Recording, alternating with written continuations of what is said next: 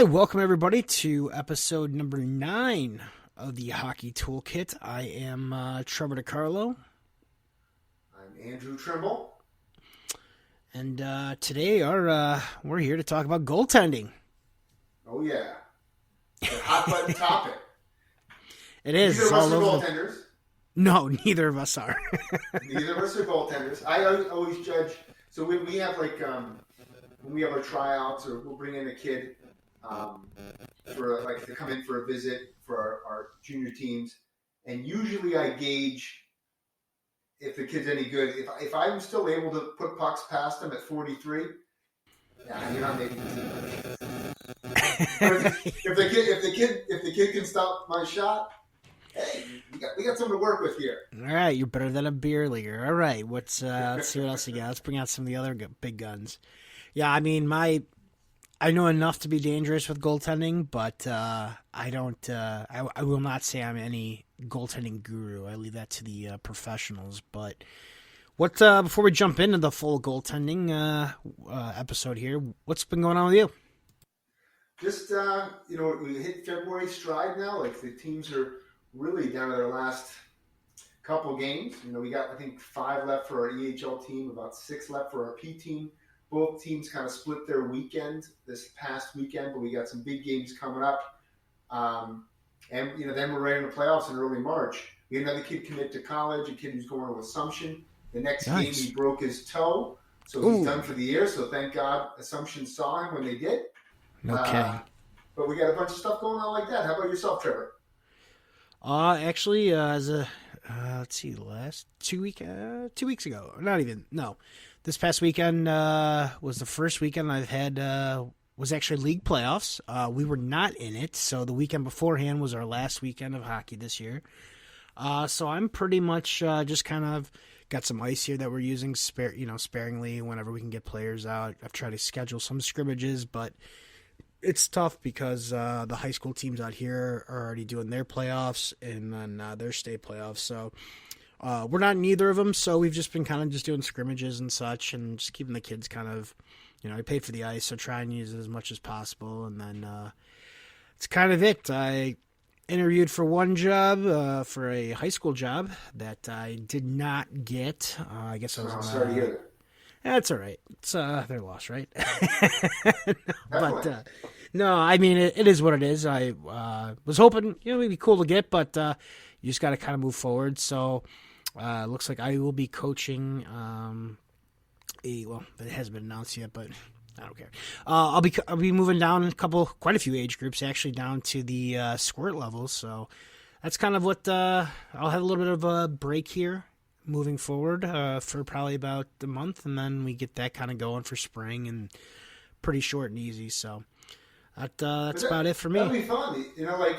I think 1 year I coached a Pee Wee team with the New Hampshire Junior Monarchs before I was working with the Wolves, and it was I coached the Pee Wee team, and I was an assistant on one of their junior teams, and that Pee Wee team was awesome. It was so much fun. We won our Seacoast League playoffs that year. We had a great record, but I saw the biggest improvement out of those kids probably out of any of the teams I ever coached from the beginning of the season to the end of the season, and it was awesome. So, and I always contended, and have had a bunch of discussions with other guys about this, that everybody wants to coach the older kids, but the older kids need the least amount of coaching. The young kids, the best coaches should be coaching the young kids because those kids need the most information. So. You got some minds to hold, my friend. Yeah, I'll try and make sure I don't mess them up. But I mean, yeah, I've worked with squirts before, done peewees. I enjoy all groups. I think it'll be nice to kind of step back a little bit with the age level. It's still going to be competitive. It's going to be basically the highest level of AA that you can coach here. In Illinois, actually probably in the country. So that's pretty, again, they're young kids though. So I'm not going to get too ahead of myself. So just making sure that they're working hard, they're learning, and they're having fun. I mean, that's all I can ask for. And if every kid comes back, they get better, they have fun, and they come back the next season, then I've done my job. So that's kind of what I'm looking into, but kind of go into it here. But goaltending.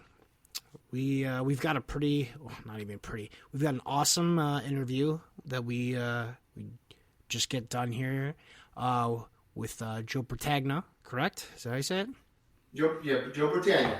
Okay, make it sure because I don't want to miss say those words or not announce his name correctly because like I said I do have his book over here that he was the editor of, which the Hockey Coaching Bible. It is available in Chinese and in Russian in case you were curious. No other in English, but that's it. That's all he had, and he showed us it off camera, off the interview. But that was. I know we'll talk about it after we play it, but goaltending in general. What do you want to kind of broach here?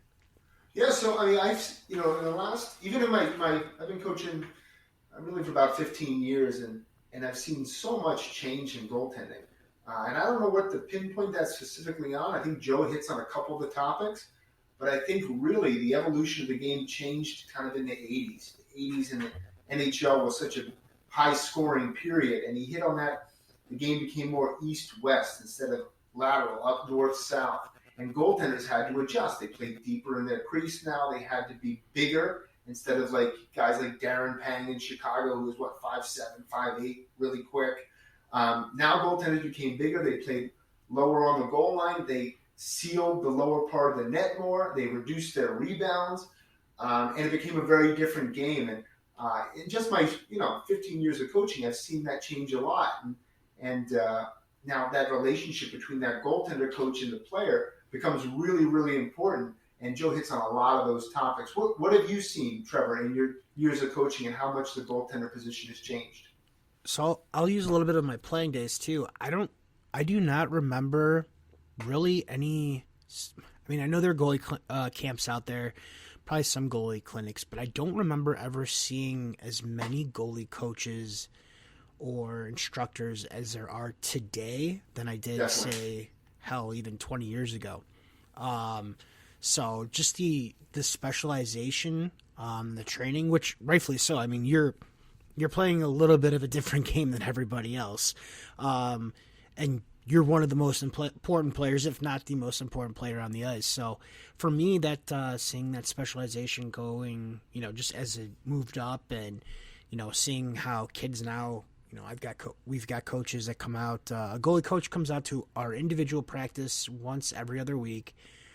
My goaltenders also saw they had their own goalie clinic every week, so they were getting reps all the time. Where I remember, high school, even in club hockey growing up as a kid, like I couldn't even tell you if we had a goalie coach or company that even came out.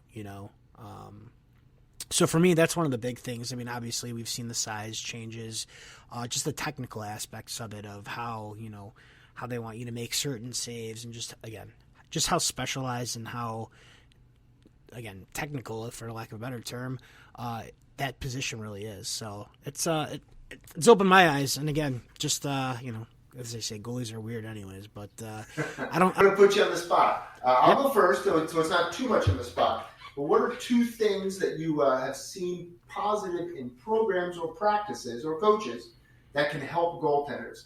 The first one, I think, is having, like you said, a private goaltender instructor implemented or integrated into your program that the kids can see on a regular basis. Here with the Wolves, we have 5 days of practice. Usually our games are on the weekends, and we devote our Monday skill sessions just to goaltender sessions. So our guys will go out there and shoot. The goaltender coach runs the practice. We have all the goaltenders in our program out there, and he takes them through a number of different drills and stations so that they can get continue to hone their skills throughout the year.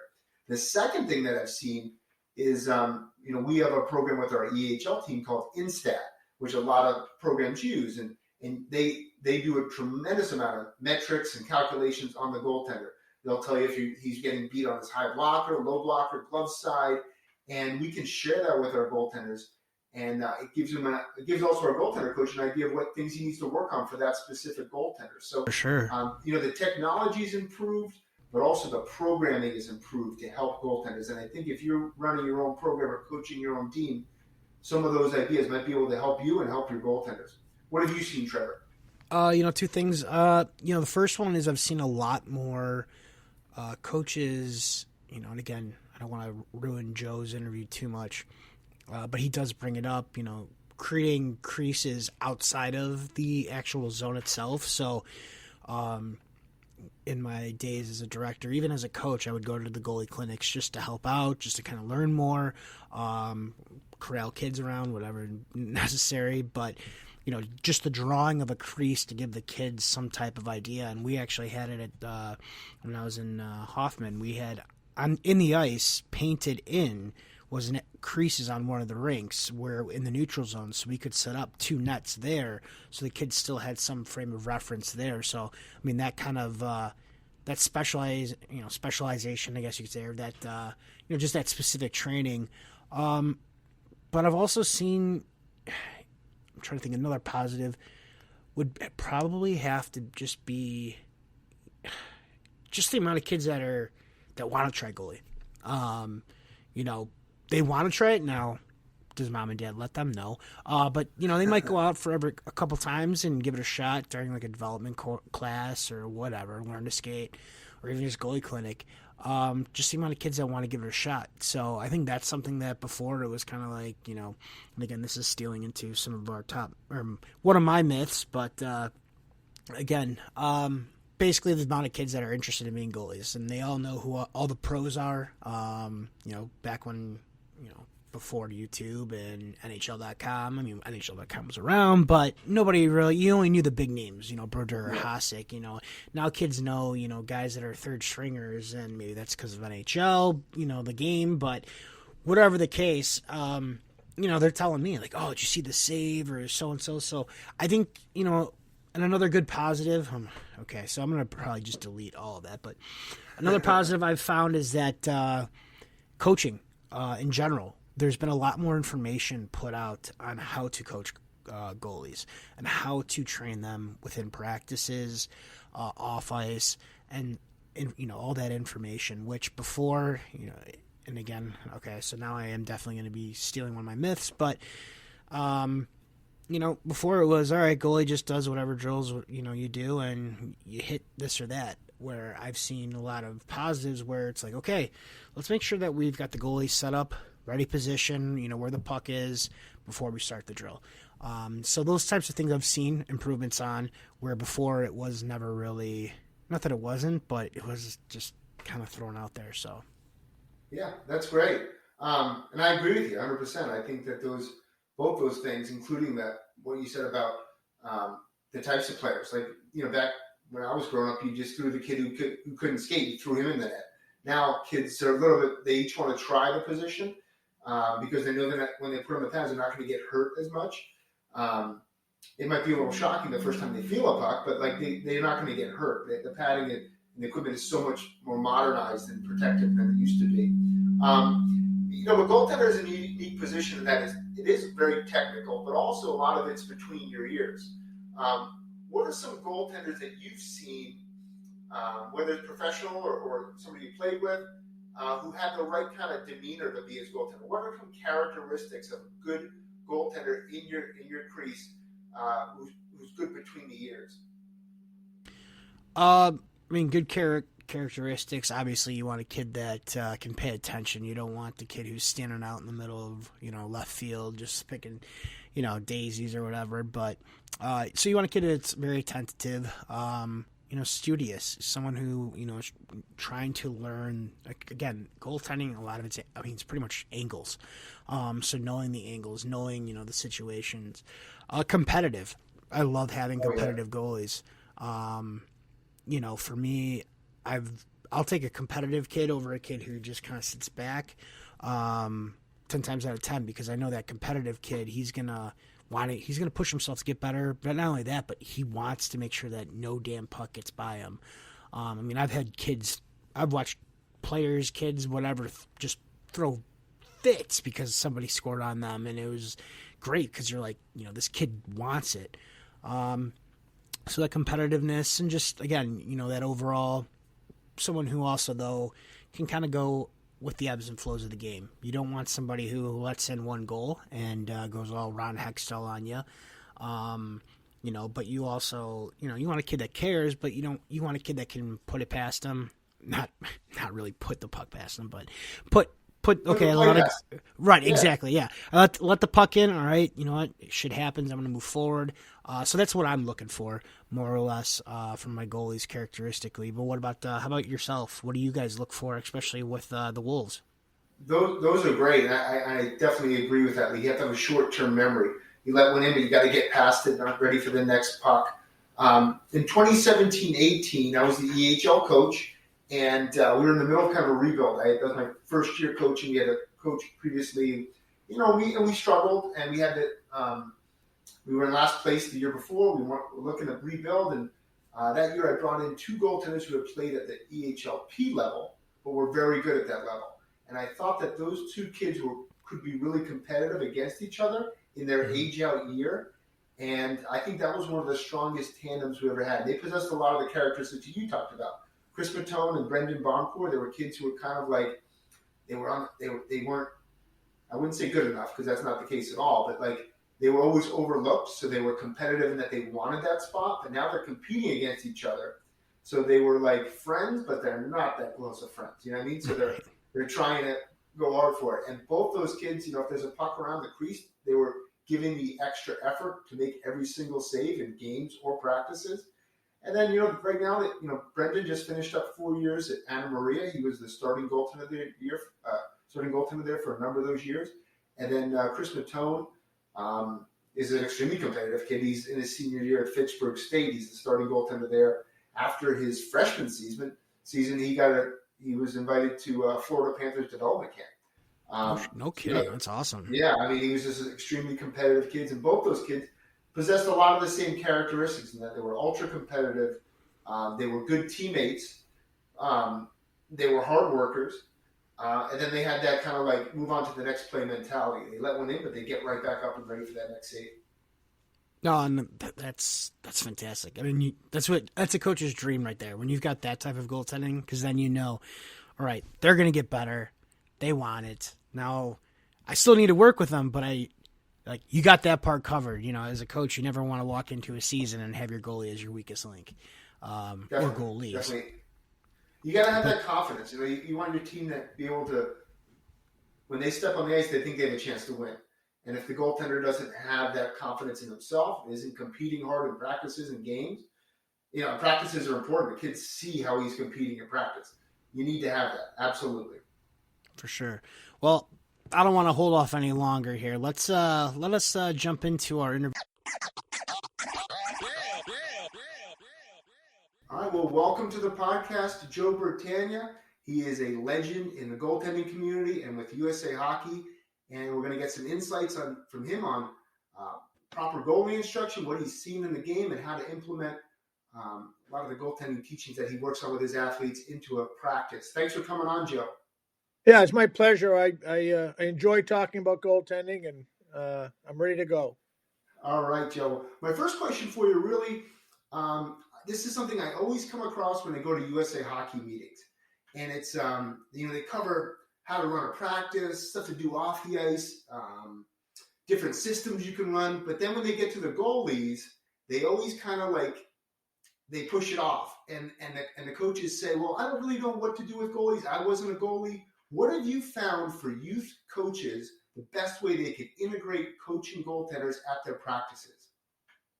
So you put your finger on one of the problems that over the years I've heard the exact same quote about, hey, you guys are all crazy. You got to be a goalie to coach one, and it's a convenient way for the everyday coach to wash his hands of any responsibility with arguably the most significant player on his team. And so into that vacuum in the last few decades have become entrepreneurs who are goalie coaches who've created these little kingdoms. And I started a goalie camp 50 years ago. And for me, it's a summer camp. I'm down to 1 week. It's not a big deal anymore. But the new guy in the Twin Cities or in Boston or whatever, they've created this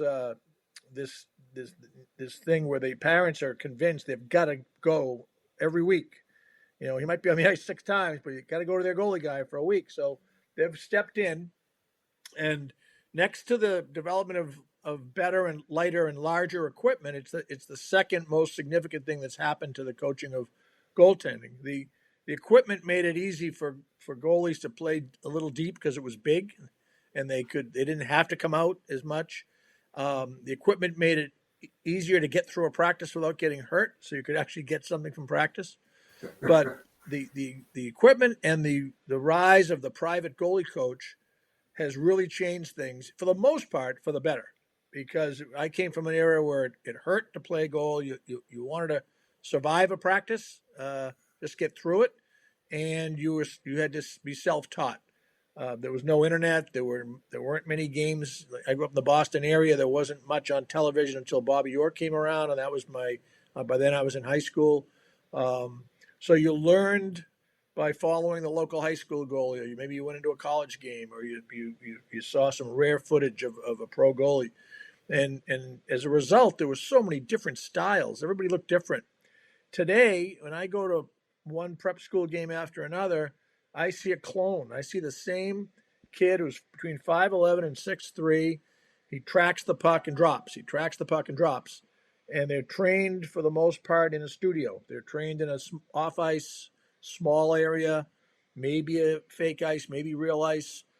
Those places are conducive to good technical. They can get a lot of shots. But getting a lot of shots and learning how to execute saves is not the same as learning how to be a goalie. So now you go back to your question about the role of the average youth coach. I think a lot of the programs, I know some programs who farm out the instruction by either bringing a coach in for a skills session, or in many cases, they actually give families vouchers. The families say, hey, we like going to this guy, and we're going to go to that guy. They say, all right, fine, we'll give you vouchers. You can use those to get credit and pay for your private coach. So they are literally exporting their responsibility of coaching the goalies to somebody who's not part of the program. And it puts bench coaches in the spot of, you don't have to be a goalie coach to know if a kid's going down too early. You don't have to be a goalie coach to know if his angles are horrible. You don't have to be a goalie coach to see flat rebounds. And so a coach interacts with his goalie, and the parents will say, well, that's not what his private coach said. And we're paying they may end up eventually beyond the vouchers paying the private coach. So they end up with an affinity to the guy they see once a week over the guy that's their team's head coach. What does he know? He's not a goalie. So it does create friction between parents and coaches.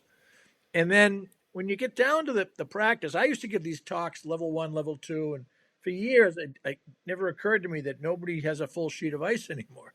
And in my mind, a practice is going north and south, and you have all this space. Finally, after about 2 years, I said, by the way, how many of you guys practice on a full sheet? And about 3 hands out of 30 or 40 went up. I said, so the rest of you are in a half sheet. That's right. So I started going to practices to watch what they do. And a lot of times, cross ice, which is great, has benefits. Two nets next to each other, one to the right of the crease, one to the left on the goal line. And then I saw a net turned and facing the corner, and they threw a puck in the corner, and guys did one-on-one. And the horn blows, 50 minutes are over, and the goalie was never in the crease. Wow. So you get a 10-year-old goalie, an 11-year-old goalie. They're learning their craft. A building block for a goalie is just the familiarity with navigating the crease is a big part of being good at that position. Post to post, out, up, down, not having to look to see where you are. So if practice after practice, they're trying to be creative in using the one zone they have, they don't let the goalie practice in the crease. They're really setting him back or delaying the goalie's development in that crucial area. That's so I'll take great point. That's take a a great breath point. now, and then No, that's a great point.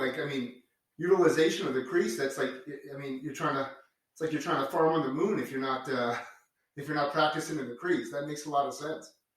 Well, if you're teaching the other guys the importance of their edges and handling a puck and crossovers, and you've got a list of basics, crease movement is one of the primary basics of a goaltender. And so, I do know that some rinks, the Brooks School, which is a prep school, I don't know if they still do it, but they put they painted creases all around the rink. Yeah, so whenever they subdivided it in different ways, they could move a net into that area and the goalie would see a crease. I know goalies who have goalie coaches have these long sticks with a marker on the end of it, and wherever they put the net, they'll mark a crease for the kid, so at least he has a point of reference. Not as good as being in the real crease and having the angles accurate, but it's better than just being out there on your own. That's a great point. I was actually having a conversation with some of our coaches the other day, and we thought that the evolution of a goaltender over the last 30 years has been pretty dramatic. You could almost do like a 30 for 30 ESPN on just how much goalies have evolved. Now, on the other end of that, coaches have evolved too, and you kind of alluded to that with the private goalie instructor. And you also talked about your hockey school. What have you seen in the change of just the athletes? When a goalie came to you in 1985, how is he different than a goaltender today?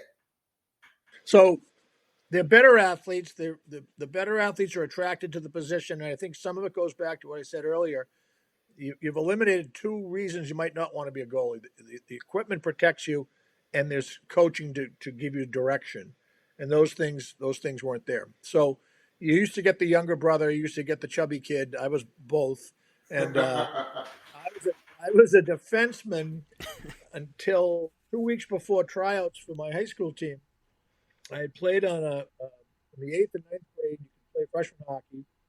And the goalie at our school left to go to a private school. He ended up being one of Ken Dryden's backups in Montreal, wow, along with Money LaRock. That's a big name. So when he left school, we needed a goalie. And I wasn't. It was a big deal to play for this coach. He coached 50 years. He's just a legendary coach in Massachusetts. And the only way I thought I had a chance to make it is if I became a goalie and replaced the guy that left. And so 18 months after I started playing goal, I got recruited to go to Harvard. And I was playing in the state tournament. The referee was the future Harvard coach. So wow. He take the puck out of my glove on a whistle, and hey, he has a great save. And then 2 weeks later, he's calling me. You want to know, hey, you're a pretty good student. Do you want to go to Harvard? So I've been a goalie literally a year and a half, and then 2 years later, I was playing there. So I think better athletes are attracted. The kids always thought the equipment was cool, and they may not have embraced the responsibility that comes with it. Some like that challenge. Some are afraid of it. But once a couple of those obstacles were eliminated, you started to see good athletes go to the position. And there are some phenomenal athletes. You watch how they move around the crease, and there's a lot of that sliding and recovering. I'd like to see them reduce the upper body equipment and open the net up a little bit, which would force them to have to come out every once in a while and to pay more respect to depth. They almost have institutional organizational philosophies of staying deep. And the theory there is after the first save, you're never going to be too far away from the post, never going to have a lot of net to cover. But it counts on you making the first save. So, you can't teach the little kid to play that deep because he's still trying to learn to make the first save and he's not filling much net. But watch the older goalies. You don't see that situational, identification that this guy's going to shoot. I'm going to come out and take. The other thing is when we grew up, if a guy had a shot, he almost always took it. There wasn't that extra pass. And, I was in college when the Canada-Russia series in 1972 happened, and North America got an education on the Russians who would not take every shot. In fact, they wouldn't take every zone entry. They would regroup. If they didn't like what they saw, they'd try it over. And so we would just, get a shot, take it. And I remember after that series, the Russian teams would stay over or come back and play NHL teams, and they'd get outshot almost every game, but they'd win. They might get outshot 32-16, but their 16 shots were all quality shots, and our guys were taking slappers from off the wing. And so we started to learn that there's some value in in holding the puck a little longer, and then the game became more east-west, and then the goalies who got caught going out got burned. And so all of a sudden people started to hang back, and when the equipment got bigger, hanging back was not a liability. That's a great point, Joe. You really see that with that rise in scoring in the 1980s when, the integration of European and Russian hockey when it was more of an East-West game, and you would see, Gretzky when he's facing a goaltender. That goaltender would be so far out of the crease in one pass, and it's in the back of the net. That's a great point. Trevor, what do you have for Joe? Oh, I mean, first of all, it's honor to be able to be sitting here talking to you, because I actually right here have a book you were the editor of, correct? Yeah, there was a group of I kind of put together all the. I did the chapter on goaltending, but I lined up Jack Parker from Boston University and Mark Dennehy, who was a scout from New Jersey now, was at Merrimack. Nate Lehman from Providence. Yeah, that was a fun project.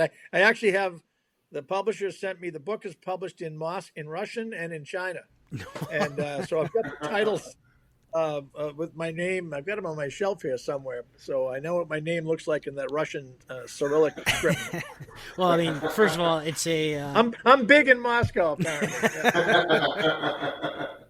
I mean, it's a fantastic book. I've definitely gone through it many of times and got it bookmarked with different areas and such like that.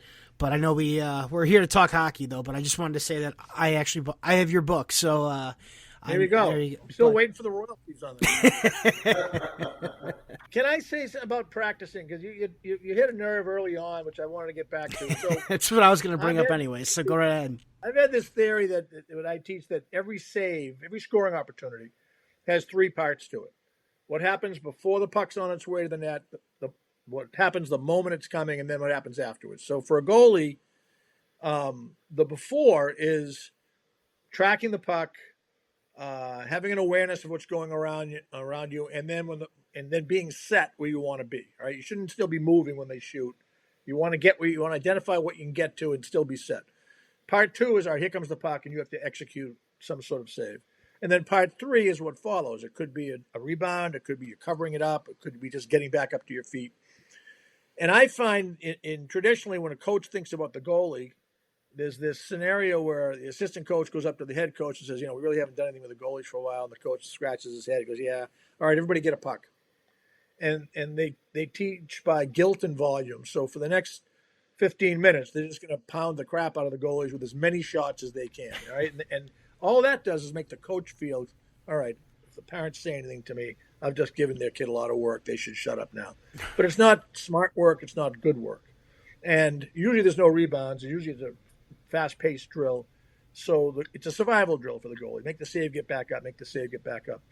So you don't get to work on part one or part three. And I think the most important part of that sequence is part one. Because if you're really good at tracking and anticipating what's going to happen next, if you get yourself to the right spot, you do that with enough anticipation that you can get there and stop, so you're set.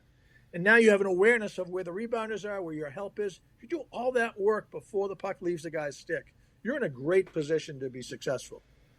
Conversely, if you're sloppy, if you have tunnel vision, you only see the puck, you don't know what's going on around you, you're still in motion, you're off your angle, it's really hard to make some of these saves. So if you accept the premise that all that stuff that precedes the shot's important, shouldn't you work on that as part of working with your goalie? In my experience, the drills are on this fast, could say a multi-pass drill ends up with a shot. The goalie never has a chance to start with the beginning of the drill, of each sequence. Maybe the first time. He makes the save, and we're competitive. Some guy takes a second shot he was not supposed to take. We're still working on it. As we get up, we've missed the first pass of the next sequence. So we join the next sequence in progress. And then it's cumulative. Now, at some point, maybe the fourth or fifth one, we're gonna stand there and just not even try because we're so far behind that sequence. We're gonna let that one happen, and we'll start on the sixth one. And in a perfect world, the goalie should be able to start at the beginning of each of those sequences. Now, you say this to a coach, he'll say, your guy's lazy. Tell him to get up a little faster. I said, there are some guys that are lazy, but there are guys that want to do the drill right and do it from the beginning, and you're not letting them do the whole drill. And you're cutting out part of that drill that's important, his tracking the puck before the shot. Why do you think he's just going to get into a game and he's going to be good at it? It's like the coach that says, my guy doesn't handle a puck very well. Well, you watch a whole practice. There's never a time in the practice where the puck's dumped in or he handles it. So if he's not good at that in games, what makes you think he's going to get good at it at practice if you don't include that as part of your drill? Dump the puck in. Dump it around the boards. Let him experience the game situations that you already identified he's not good at. That's how he'll get better. That's great information, Joe. Great stuff. Trevor, do you have anything for Joe? I mean, that was basically just, what can coaches do better with within their practices to get the goalies going, and that was my question, and you pretty much summed it up right there. I don't disagree at all. I actually fully agree on that 100%. So, well, in your 50 years of coaching, Joe, is that accurate? Yeah, this summer will be my 50th camp, and I think I'm going to. Wow. I don't want to stop coaching, but I think I'm going to stop the camp business at 50. And I was talking. I had an email exchange the other day with Mike Richter, the old Rangers goalie, who came to my camp a couple of summers when he was 15 and 16 years old. And lives in Connecticut now. He's got a son at Colgate and I think a son at Union. I know he's got one at Union. And we give out the Mike Richter Award to the top goalie in the country, and so I get a chance to stay in touch with Mike.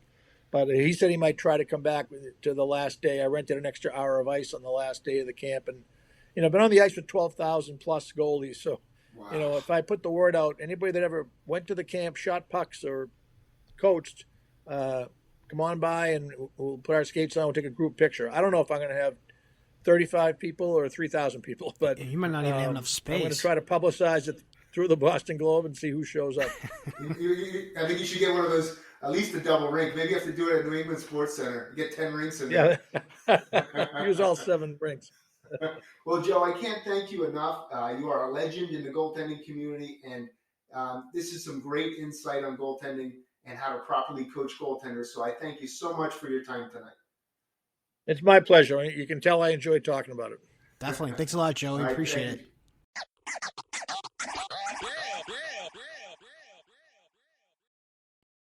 So that was great.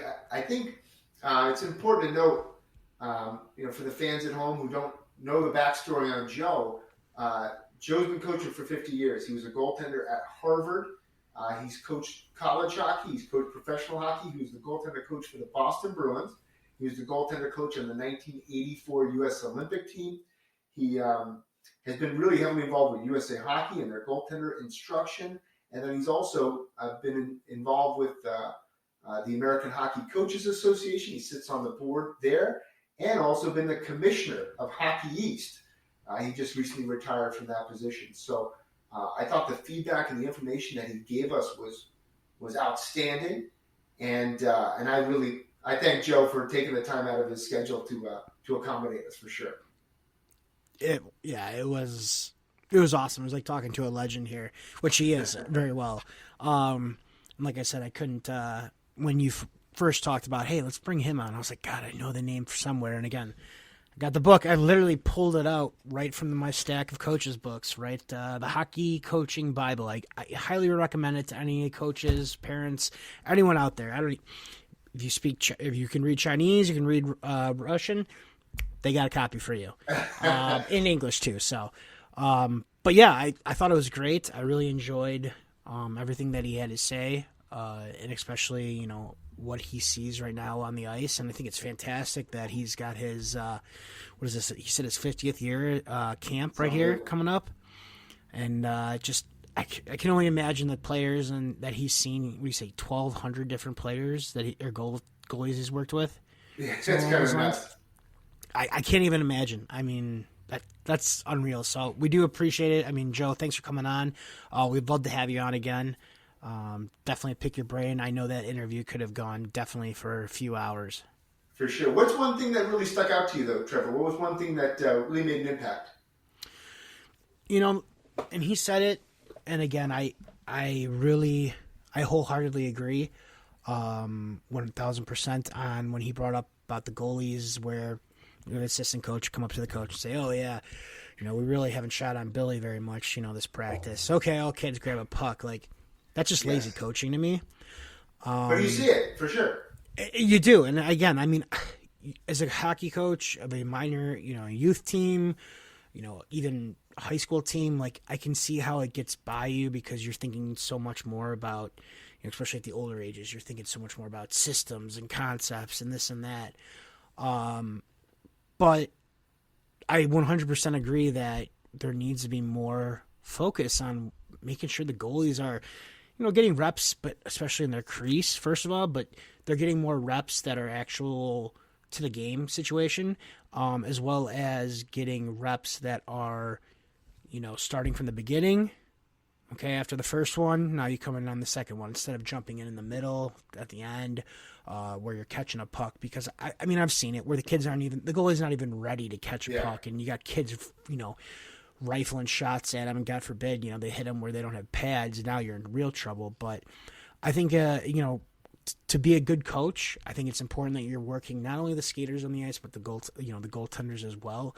So coming up with a practice plan that works on game situations. And as Joe said, even if it's just dumping the puck in along the boards where the kid's got to jump out and, play it along the boards there, or they've got to make a pass. I know I've, this season for myself, I spoke with both my goaltenders, quite a bit. But and what I'd ask them is, what do you want to work on? Like, what do you feel is a weakness in your game? I have ideas of things that I think you need to work on.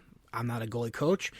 I talk with the goalie coaches. I get the feedback. But what do you specifically want? And a lot of it was, one of my goaltenders was, I want to see more screens in practice. I want to work on that, or I want to work on handling the puck more. And as soon as I heard that, I was like, great. You're going to start the quick 3-on-2 breakout drill not even breakout drill, but the 3-on-2 rush drill that I run, and put pucks right next to the net on the whistle. Kid would fire a puck to any of the 3 forwards that were swinging in. They'd go down on a rush 3-on-2. Once the goalie made a quick save on the other end, blow the whistle. She would then take the puck and she would pass it to one of the forwards that was coming in for the next one, just to get them moving, get their heads up. So to me, that was something that, again, I asked them. And again, I don't think coaches really ask the goalies enough in general. What do you want to work on? But what did you take away from, there's a lot to take from, but what did you take away from Joe's interview? Yeah, so, we always have the concept of there's one puck in a game, so there's one puck in practice. So if you're doing a drill, you can't just pick up another puck if you mess up a pass. You got to collect that puck. You got to take that puck seriously. And that really coincided with his idea of, they should be in game situations and they should be tracking the puck in a game-like scenario. It shouldn't be just a million shots. It should be quality of shots. And I thought that was really helpful that, players should practice goaltenders should practice tracking the puck just as much as they should practice making a whole bunch of saves. And I thought that was a really, really good point that I hadn't really thought about too much. No, for sure. I really enjoyed it. So thanks again, Joe, for jumping on. I know we could have definitely turned that into probably a conference on its own. Just all the stuff that he's done and seen. All right, well, that probably should lead us into our 5 myths here of goaltending. And I was lucky enough to go first. So you ready to jump in, Coach? Oh, I'm ready. I've been waiting all day for this, man. All right. So my first myth. So my first myth is one is goalies should be decided at the 8U level. My feeling is that every kid should get a turn playing goalie. USA Hockey has the quick change pads that are out there. There's absolutely no reason that kids at the the Mike, U6, or let's say 6U, 8U, even 10U, might not be the right size at 10U, but there's no reason that if you got one goalie on your team, throw another kid in the pads for even if it's half a practice. Let them feel the puck. Let them see what it's like. You never know. And while I am seeing, as I said before, we are seeing more kids interested in goalies, I don't think there's enough. I think there is a shortage, and I understand why. It's an expensive position to play, and it's very specialized. And again, there's also the makeup of, well, if my kid gets scored on, it's him who gets scored on. There's a lot of that. What's going on between the ears there type of stuff. So, but I do think that we specialize a little too early with goaltenders. And I do know there's plenty of kids that didn't start playing goalie until they were like 10, 12. Not even kids, professionals. So I think that's one area that definitely needs, we could do better as a hockey society, is just grab the quick change pads. And you know what? Who cares? You know what the parents say? They got pads on for a reason. We're not, and if a kid loves it, great. Again, you can find cheap, equipment. But I'll say that one for later. But what about you, Coach? No, I agree with that. I don't know if I'm ready to jump in those waters with my 7-year-old. But See, I told you. I don't totally disagree though. I think that if a kid has an interest, he should get a chance to put on the pads. It shouldn't be, oh, well, you're a defenseman, you're a goaltender. I hate that rigid mentality that a lot of coaches or programs may have. We're playing the game here, and if a kid wants to give a shot, get out and practice, give it a shot. It's always fun sometimes later in the year when we have these kind of open ice sessions. Sometimes to see with the Wolves here, when we see like a forward wants to put on the goaltender equipment too. It's fun. It is. So we got a kid, Gage Winter. He's playing U18 somewhere else now. But good kid. A lot of respect for Gage. And when he put those pads on, he was pretty freaking good. You know, so it's a nuanced game, but you can get in there and make some saves and have a good time. So you got to experience at least once in your life for sure. Absolutely. All right, what do you got for number 2, Coach? Goalies don't need to know how to skate. That's kind of like Joe kind of alluded to it that back in the day they would always kind of throw the kid who couldn't skate in the net. Maybe the kid was a bigger kid and kind of took up some of that too. I don't know, Goldberg goalie style. But there's so much nuanced edge work that happens when you're a goaltender, and you have to be able to recover quickly. And there's a lot of skating involved with goaltenders. I remember when Martin Brodeur, when he first came up with the Devils, everybody kind of raved that he would skate out a lot at practice or when they had open ice sessions, and how good a skater he was. And I think that's been the trend ever since, that goaltenders really, really need to know how to skate. When I was, again, learning through the process, going piece by piece of learning as a coach, I kept hearing that, goalie coaches would say, your goalies are usually your best skaters on your team. And I don't disagree. So I do think it's, again, the times have changed, where, as you said, you used to put the kid who wasn't the most athletic kid, but could, basically act as a shooter tutor. You put him in net. Well, now, I mean, it's one of the most athletic positions, I would say it's more athletic than any other position in the game, for sure, 100%. Just the mobility and all that has to go into it. So I don't disagree, but let's go on to number 3 here. Goalies will get their reps in drills. And by that, what I mean is, we talked about it before. I just actually, probably 4 or 5 minutes ago, so if you hit rewind and go back 30 seconds, I clicked that like 5-6 times, you might hear me say it, but we need to make sure that goalies are getting quality reps within drills, and that we are focusing on them as well within practice. Just to have them block a shot here and there in drills. Like, we don't want to be running just constant flow drills and just like, okay, here, Timmy's gonna, stop this shot. That's it.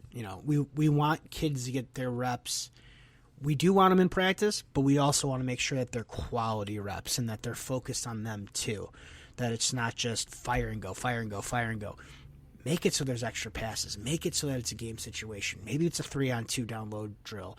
Maybe it's a cycling drill where you've got to have the goalie, follow the puck. I see so many goalies that know exactly where that puck's going to be shot from in drills that are even, not your warm-up drills, but your drills that are like, you're basically got 20 minutes left in practice, that it kind of becomes asinine. It's like, well, they already know where it's going to be. There's no movement ahead of time. They're just stationed there. You're not doing anything for them. So I think that while, yes, they're getting their reps in there, the reps need to be quality reps, and they also need to be focused on them. Well, I agree with that 1,000%. And I got to give a big thank you to Joe for validating my opinion regarding an incident that happened last year. So hear this one out, Trevor. You're going to like this one. All right, let's go. I was going to say, maybe this is a person's last name, maybe it's not, but it was a wild email I received from a parent. They had been watching on Live Barn, and they said that their goaltender only received this amount of shots at my practice, and last year at their practice with their previous team, they had almost double the shots. And I said, well, we do have goalie practices on Monday. Those are devoted to the goaltenders, but when I'm coaching a practice, it's coaching the entire team, not just the volume and amount of shots that are getting to the goaltender. But with And so it was kind of a crazy email. I have a parent watching on LiveBarn a 10 a.m. practice on a Tuesday. But, to each And then you own. traded the kid, right? Oh, the kid, I made it uncomfortable for the kid, and the parent left, and it was just, we'll move on quickly from that. But Joe said it. Like, the goaltender should be tracking the puck. And these were full ice practices. He should be tracking the puck and playing in game scenarios so that he understands where he is in his angles and he is in the crease. Those are more important than facing just double the amount of rapid fire shots you're going to face. No, absolutely. It's again, and again, what were the quality of those shots? Again, you could see 20.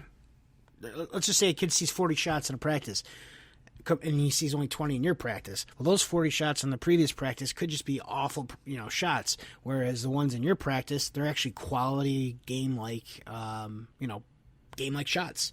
So what do you got for number 4 there, Coach? I named the starters after warm-ups. This is kind of calling out the coaches a little bit. So I'll give a correlation. So if my wife sends me to the grocery store and says we need to get something, go to the store, we need to get something, I'll come back with some crazy stuff. I'll come back with like those guys from Dumb and Dumber when they come back with just the necessities, and it's like a 30-pack of beer and a pizza box and some nudie bags. Right. I'm going to mess up the order. But if she gives me a list, I'm going to be pretty good. Same thing as a goalie. Same thing as a goalie and a coach. You got to tell your kids, like the day before, what's the plan for the weekend? Give the kids a little bit of chance to think about it, prepare, mentally get sharp so that they know going into the weekend if they're going to be playing the game or not, or backing up. And I think it's crazy sometimes when I don't tell them who's starting until after the warm-ups. So then the kid he might have crapped his pants in the morning. He might have had a terrible breakfast. He might be fighting off the flu. Give a kid a chance to be successful. Tell your goalies who's starting a couple days prior. Well, just to mentally prepare. I mean, I ran the same experience where I've had. I'm not going to throw them out. I won't say if they worked for me or under me, whatever. I know of coaches who would do that, and I know parents were not happy with that. And fuck it. It was when I was director of one of the teams. It's like I can't tell the story and not, because you're gonna figure it out if you're listening anyway. Yeah, basically, yeah. So the coach, I won't say what team, but the parents did, say, my kid doesn't know who's playing before, the start of the game, and I'm like, well, what? And the coach, the mentality was, well, I'm gonna see who works hardest in warm up. So it's like, well, I mean, to me, it's like. Right. You're past that point. Like, the kids need to be ready. And so I've always made it, and again, this year was pretty easy for me because my goaltenders knew, like, okay, you're playing every other game just because of their, their skill levels and their, if I had to pull one, I pulled one if I had to. But I've always made sure, that going into it, that the goalies knew who was getting what games. And sometimes those are not easy conversations to have as a coach, especially at the older levels. Again, a couple of years ago, I had 2 good goaltenders. One was on a heater, though. And I went with the goalie who was, the hot hand. And we kept winning. And again, I could not play that player. It would not have been fair to that player or the rest of the team. Or the team, for sure. And again, it wasn't meant to hurt the kid or anything like that nature. It was just, it's tough and it sucks. Trust me. I'd be sitting there middle of the night, waking up, just sweating like, oh man, I don't want to have this conversation. Okay. I wasn't doing that, but I mean, I would genuinely feel bad. So I think it's important that goalies are, and it helps with their mental preparation. So I think it's important that you definitely get out there, that as a coach, you tell them ahead of time who's getting what game. And even if it's, again, goalies appreciate it. They want to know. And then again, you also get the feedback of if a kid's not starting, maybe he's got some time to figure out, okay, how do I ask the coach what I need to work on or find out why I'm not starting? Instead of, just kind of throwing them into that and then they're stuck sitting on the bench, dwelling on it, upset. Like, again, totally get it. So I agree with you on that one. I don't like when coaches do that. So the last one here is being a goaltender is expensive. Now, say this with the caveat of being a goaltender is an expensive position to play, but there are ways to make it cheaper. Tell me. All right, so you might be in that position. You never know. I think some of the biggest things is that you just got to do your homework. You've got to look into, most rinks have a lot of extra equipment laying around. I know some people are obviously, especially after COVID, even before COVID, but after, folks don't want to get germs, stuff like that. You don't know who used it beforehand, whatever. For those of you who are okay with, using somebody else's glove or someone else's blocker, or especially like just, your regular pads, you can find, again, rinks that have extra sets that nobody's using, so you can use them for a whole season, maybe even longer.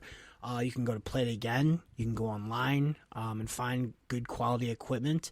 Again, there are pieces of equipment, again, like your jock, your probably your helmet itself.